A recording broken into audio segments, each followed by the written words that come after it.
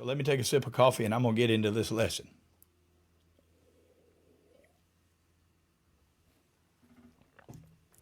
All right. So you saw the title of the lesson?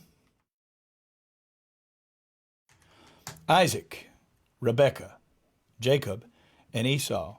So I'm going to read a pretty good bit of scripture today. If you got something pressing on you, you might want to come back and watch this later because this may be a long lesson. I don't know for sure. I can't say that for sure, but it has the potential to be a long lesson. So I'm just giving you fair warning, or fair, I'm just being real with you.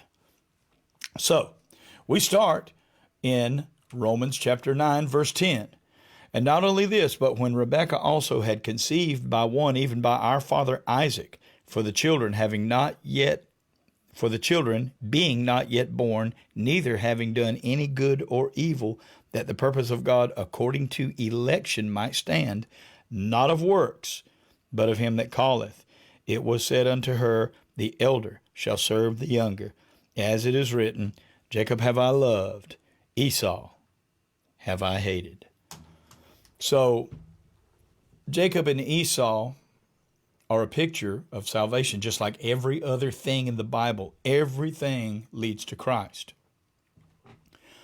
And the Bible is showing us there that salvation is not by works, but salvation is by God, by Jesus Christ, by him that calls.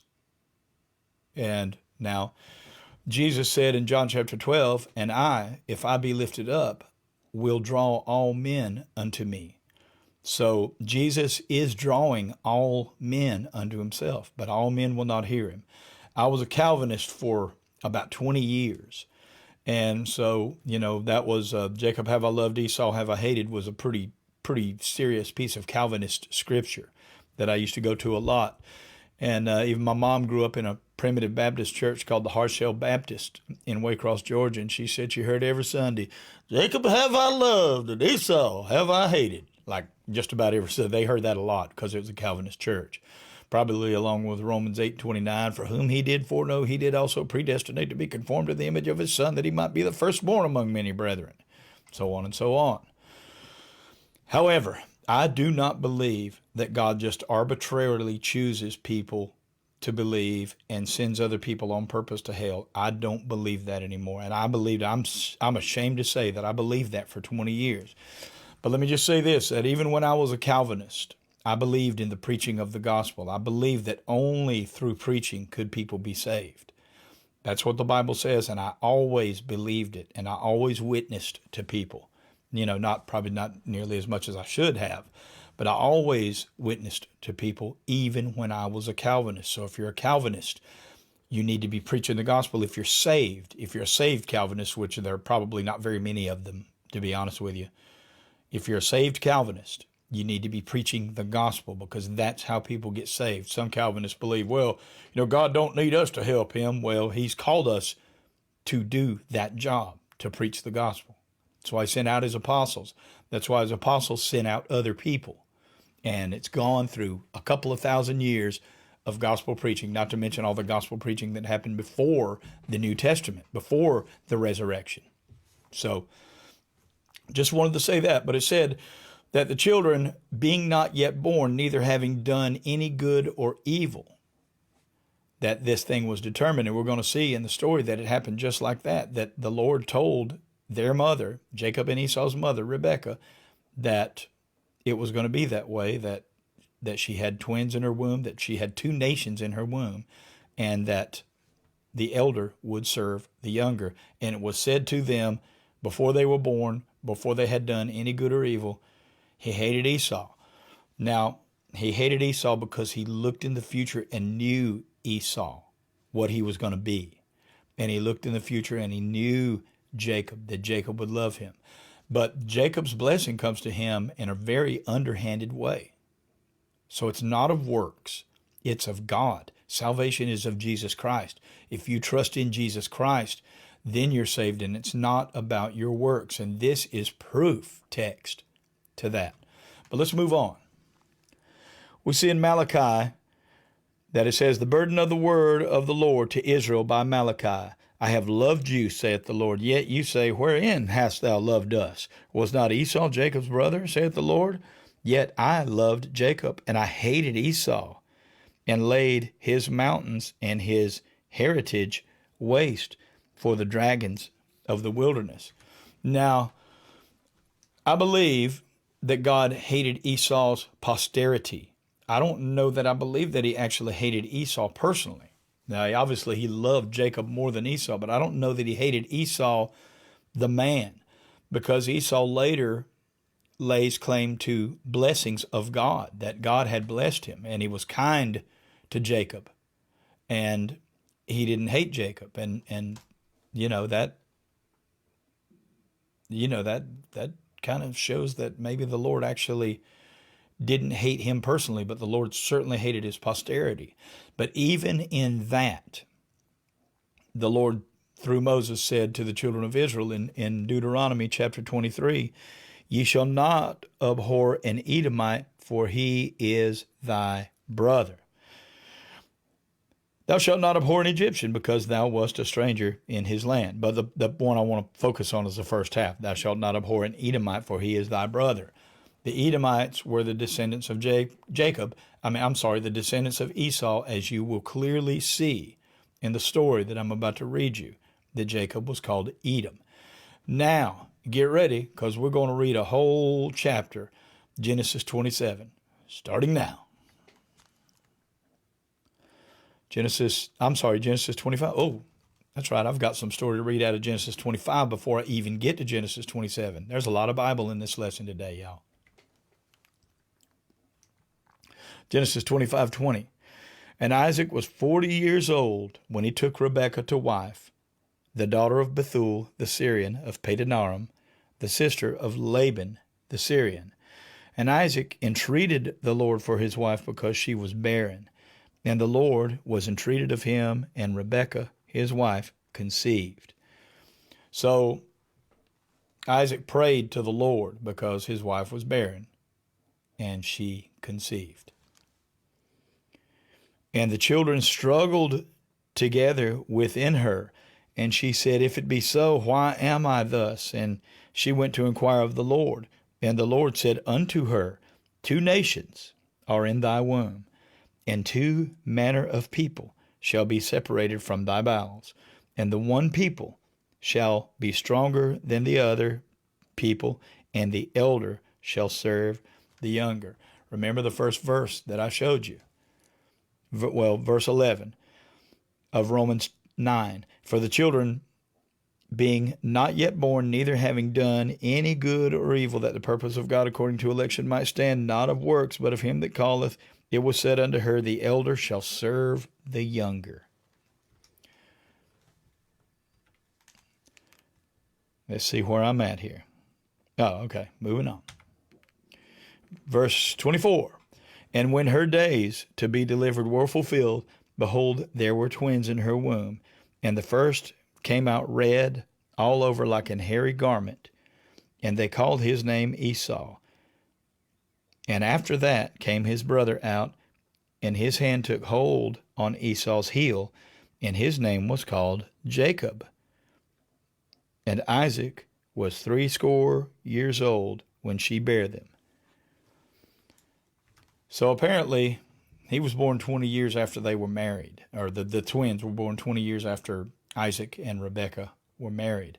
Now remember, the Lord told her, 2 nations are in your womb, and one people will be stronger than the other people, and the elder shall serve the younger.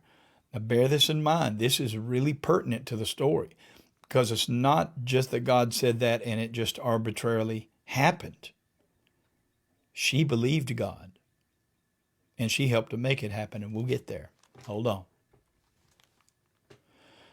Verse 27, and the boys grew, and Esau was a cunning hunter, a man of the field, and Jacob was a plain man dwelling in tents.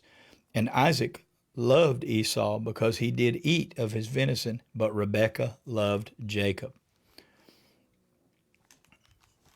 I don't know if he was a mama's boy or what, but he was definitely his mama's boy, if you know what I mean. She loved him. I guess she wasn't so partial to Esau. Jacob was her favorite. And Jacob sought pottage, and Esau came from the field, and he was faint. And Esau said to Jacob, Feed me, I pray thee, with that same red pottage, for I am faint. Therefore was his name called Edom. So remember when I showed you the scripture that said, Thou shalt not abhor an Edomite, for he is thy brother. That's who he was talking about, the descendants of Esau. Let me see if I can find my place here. Okay, I'm faint. Therefore, let's see. Okay, and Esau said to Jacob, verse 30, Feed me, I pray thee, with that same red pottage, for I am faint. Therefore was his name called Edom. And Jacob said, Sell me this day thy birthright. And Esau said, Behold, I am at the point to die, and what profit shall this birthright do to me? And Jacob said, Swear to me this day.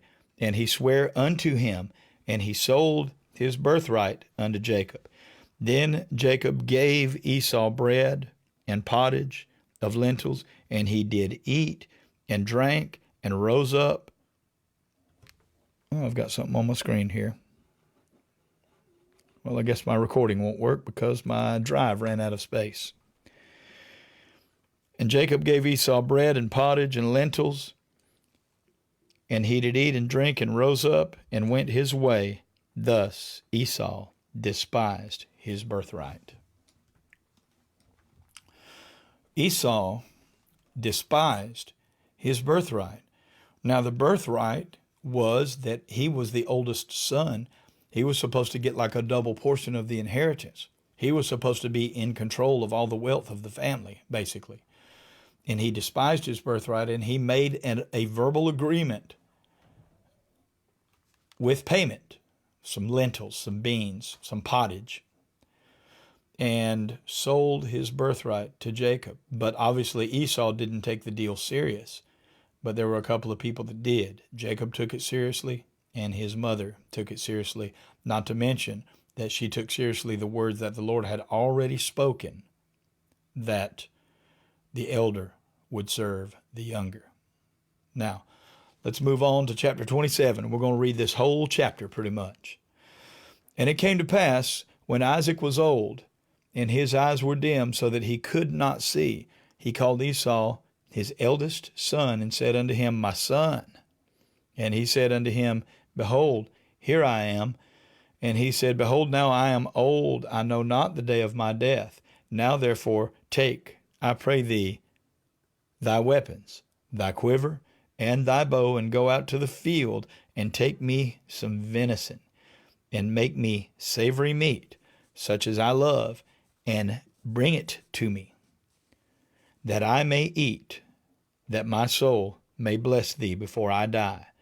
And Rebekah heard what Isaac spake to Esau, his son. And Esau went to the field to hunt for venison, and to bring it.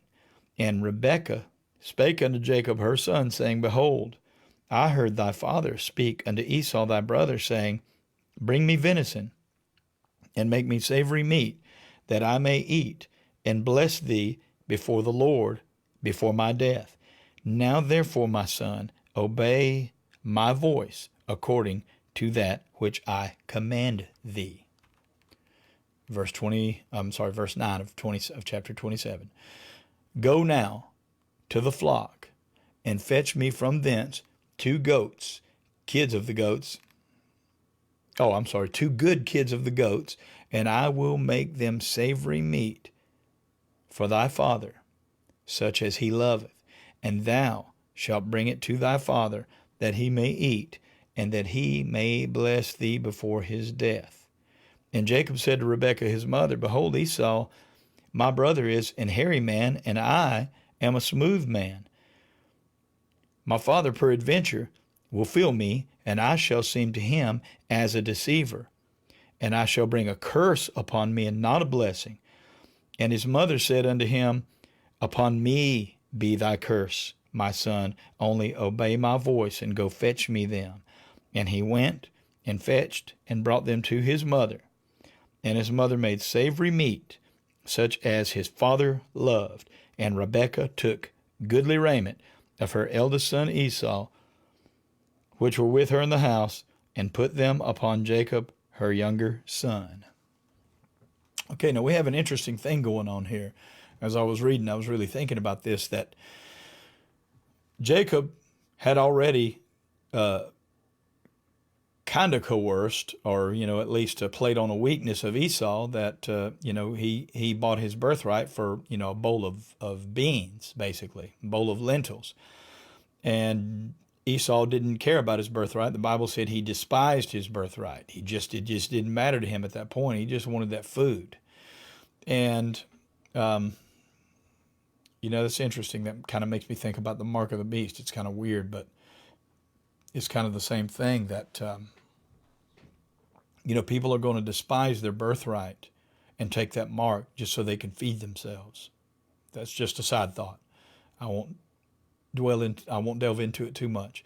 So we have an interesting thing going on here. So Jacob has already purchased with a bowl of lentils Esau's birthright, and his mother has already been told by God before they were even born, having done any good or evil, that the elder would serve the younger. So now all this is going into play because Jacob is willing to go along with what his mother says because he's already purchased the birthright and made him swear to it. And his mother has been told by the Lord that the elder would serve the younger. So there is some serious work at play here from God, but yet these people are doing it on their own. I don't believe God is moving the strings like a puppet, like a Calvinist would believe. She is doing what God told her was going to happen, and he is doing what he's doing because he purchased the birthright, good and proper. Let me see where I'm at here. And she put the skins, let me make sure I read all the last of it. Yes, okay, I read the last of it. And she put the skins of the kids of the goats upon his hands and upon the smooth of his neck. And she gave the savory meat and the bread, which she had prepared, into the hand of her son Jacob. And he came unto his father and said, My father. And he said, Here am I. Who art thou, my son? And Jacob said unto his father, I am Esau, thy firstborn. I have done according as thou badest me. Arise, I pray thee, sit and eat my venison, that thy soul may bless me. And Isaac said unto his son, How is it that thou hast found it so quickly, my son? And he said, Because the Lord thy God brought it to me. That's very interesting that he said that, because he probably in his heart was lying, because he probably didn't know that the Lord had said those things to his mother back before he was born. So in his heart, he was lying. But the truth is, the Lord did bring them, because the Lord had told Rebekah before they were born that this was going to be so. And this is why she was doing it. So she brought him all that meat from the goat that she prepared because of the word of the Lord. So the Lord really did bring it to him. I hope that makes sense. Verse 21, And Isaac said unto Jacob, Come near, I pray thee, that I may feel thee, my son, whether thou be my very son Esau or not. Verse 22, And Jacob went near unto Isaac his father, and he felt him, and said, The voice is Jacob's voice, but the hands are the hands of Esau. And he discerned him not, because his hands were hairy, as his brother Esau's hands. So he blessed him. And he said, Art thou my very son Esau? And he said, I am. And he said, Bring it near to me, and I will eat of my son's venison, that my soul may bless thee. And he brought it near to him. And he did eat. And he brought him wine, and he drank. And his father Isaac said unto him, Come near now, and kiss me, my son. And he came near, and kissed him, and he smelled the smell of his raiment, and blessed him, and said, See, The smell of my son is as the smell of a field which the Lord hath blessed. Now, of course, as a modern man that grew up in the city, y'all forgive me for this, but as a modern man that grew up in the city, I'm thinking to myself, so he pulls him over and he smells his garment, and, we city people would go, whew, okay, here we go. Anyway, forgive me. Sorry. Yeah. All right. Therefore, now he's about to bless him. Verse 28, therefore God give thee of the dew of heaven, and the fatness of the earth, and plenty of corn and wine. Let people serve thee, and nations bow down to thee. Be Lord over thy brethren, and let thy mother's sons bow down to thee. Cursed be every one that curseth thee, and blessed be he that blesseth thee. That's a pretty quick blessing, but it covers all that it need to cover. But I just noticed something at the beginning, and I'm going to point it out to you here. He said, therefore God give thee of the dew of heaven and the fatness of the earth. Remember that phrase. And of the fatness of the earth. So Jacob is now blessed. So the word of the Lord that came to Rebekah before the kids were born is now in effect. And the word of Esau to Jacob swearing to give him his birthright is also now in effect. Verse 30 of Genesis 27. And it came to pass as soon as Isaac had made an end of blessing Jacob, and Jacob was yet scarce gone out from the presence of Isaac his father, that Esau his brother came in from his hunting. And he also had made savory meat, and brought it unto his father, and said unto his father, let my father arise and eat of his son's venison, that thy soul may bless me. And Isaac his father said unto him, who art thou? And he said, I am thy son, thy firstborn Esau. And Isaac trembled very exceedingly, and said, who? Where is he that hath taken venison, and brought it me? And I have eaten of all before thou camest, and have blessed him, yea, and he shall be blessed.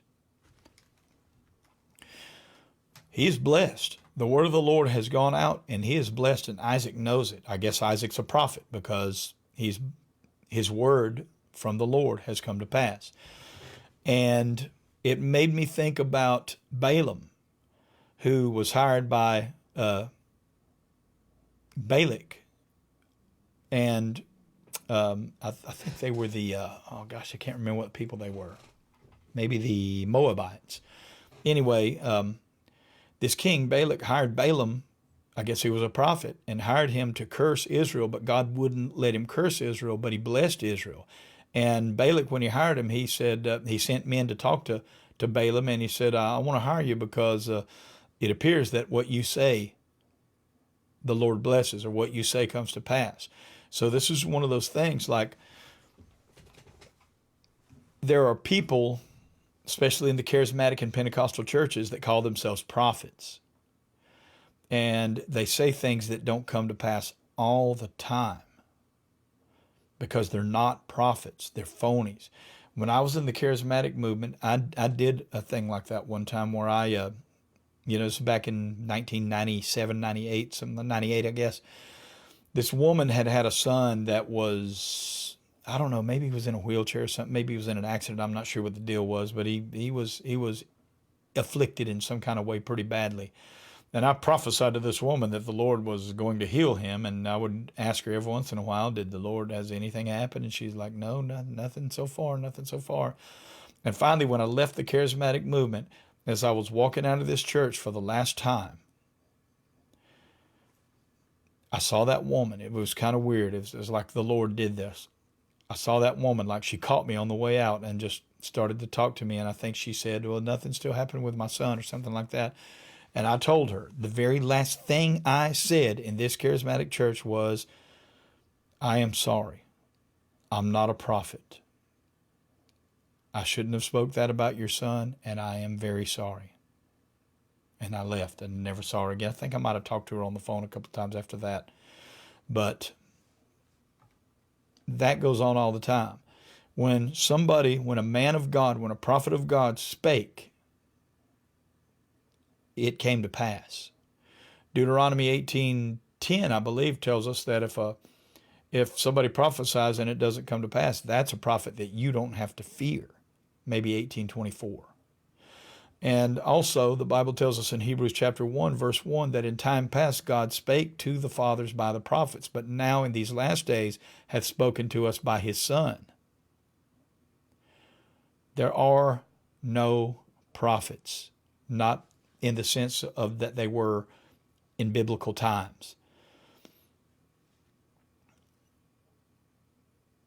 Where there's prophesying, it shall cease. Where there are tongues, they shall cease. Or however he says it in 1 Corinthians 13, when that which is perfect is come. And if the Bible ain't perfect, then we can't trust it. That which is perfect is come. All right, let's get back to the story. Let me see where I am. And it came to pass as soon as Isaac had made an end. Oh, well, let's see. No, I'm right here at this last verse. That's right.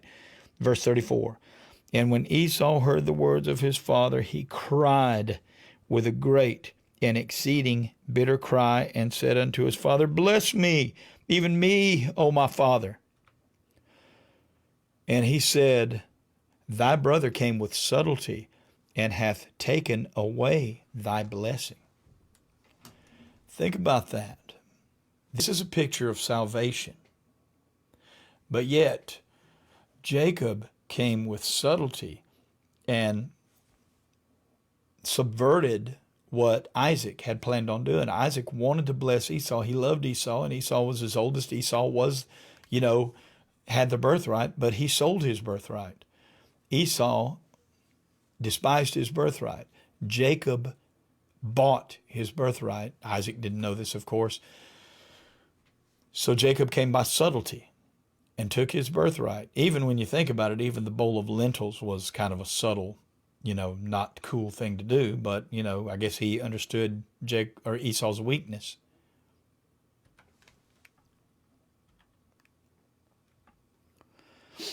Verse 36, and he said, Is not he rightly named Jacob? And I think the name Jacob means supplanter or heel catcher. Remember when Esau was born that Jacob's hand came out, grabbed his heel. And I think it means supplanter or, tricker, fooler, deceiver.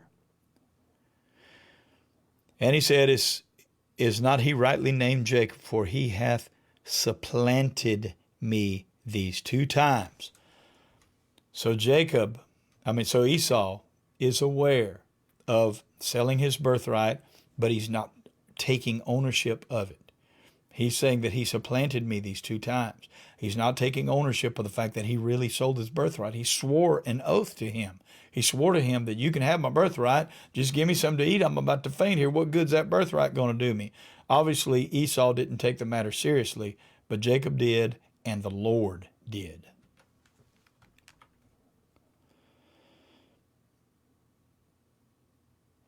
Okay, I'll just read verse 36 again. And he said, Is not he rightly named Jacob? For he hath supplanted me these 2 times. He took away my birthright, and behold, now he hath taken away my blessing.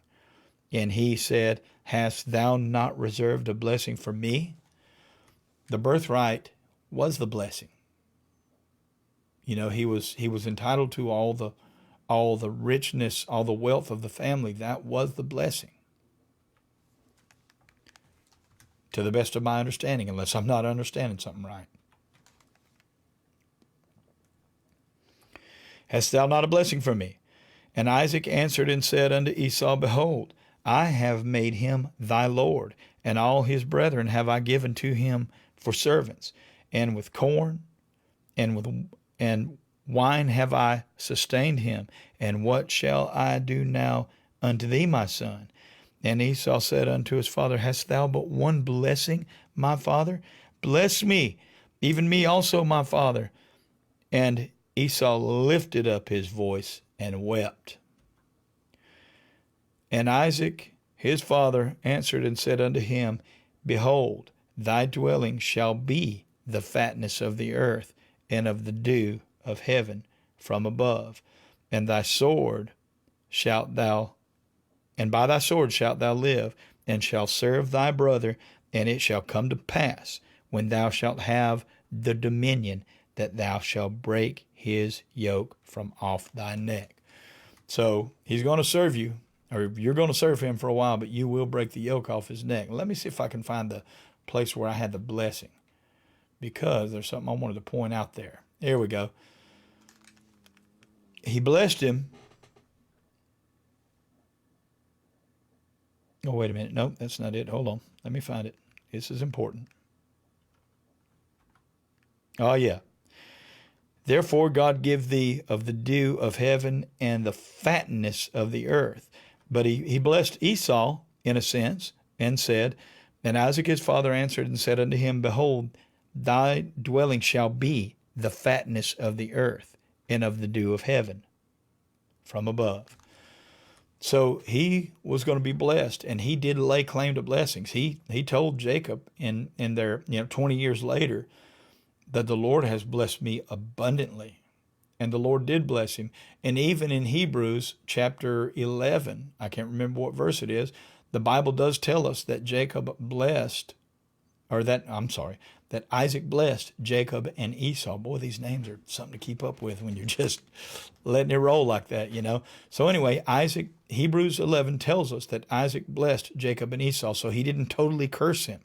He gave him a blessing, only not as good as what he gave his brother. So let's look at it again. And Isaac his father answered and said unto him, Behold, thy dwelling shall be the fatness of the earth, and of the dew of heaven from above, and by thy sword shalt thou live, and shalt serve thy brother. And it shall come to pass, when thou shalt have the dominion, that thou shalt break his yoke from off thy neck. So it's not going to be forever. You will break his yoke, but you're going to serve him for a while. And Israel was always stronger than the Edomites. They had a lot of trouble over the years, but Israel was always somewhat stronger. And remember, I even showed you that Moses said to the people, Thou shalt not abhor an Edomite, for he is thy brother. God had some respect about Jacob, just like he did about the Ammonites and the Moabites, because they were the children of Lot. Obviously, they weren't blessed in the same way as Israel was, but they had a certain respect given to them from God. Verse 41, And Esau hated Jacob because of the blessing wherewith his father blessed him. And Esau said in his heart, The days of mourning for my father are at hand. Then will I slay my brother Jacob. Well, it turned out that it looks like Isaac probably lived at least 20 years more after that.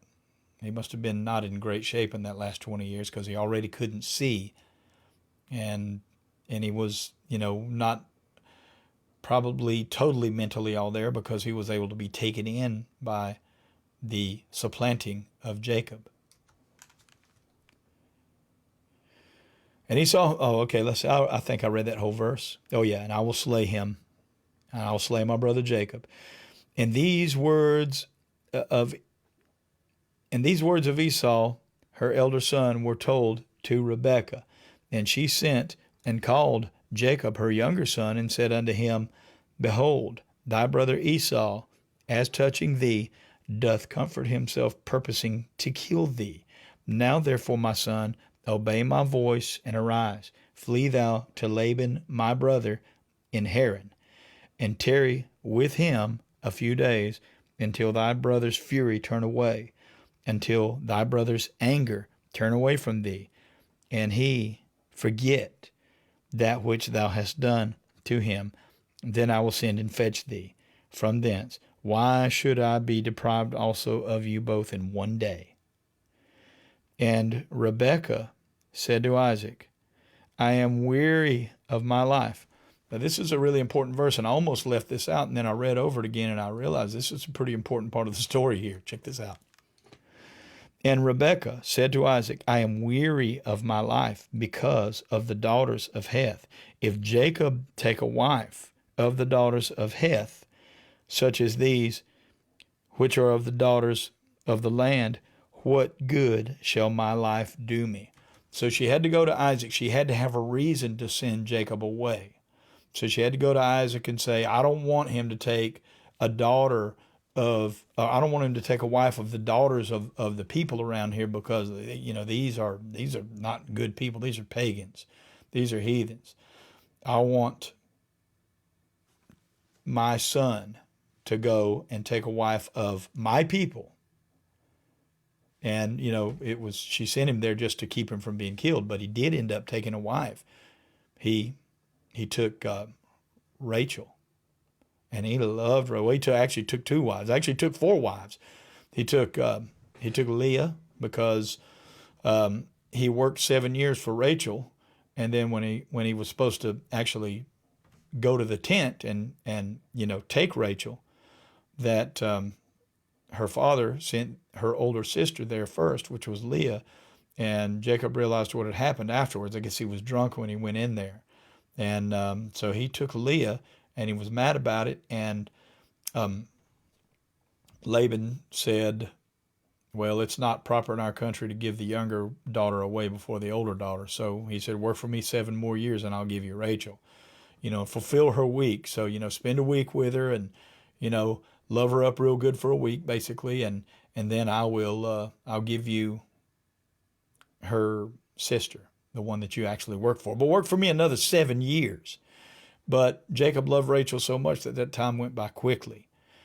And then Rachel and Leah each one of them had a handmaid, and each one of them gave their handmaid to Jacob so they could have more children. And so Jacob had 12 children, actually at least 13 children, because they had a sister also, Dinah, by these 4 women.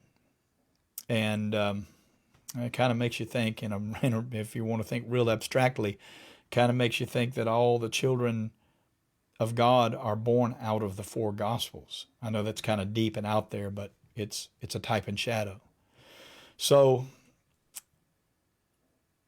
Rebekah was told by the Lord, before Jacob and Esau were ever born, before they had done any good or evil, that the elder would serve the younger, that 2 nations were in her womb, and that one nation would be stronger, or one people would be stronger than the other people, and the elder would serve the younger.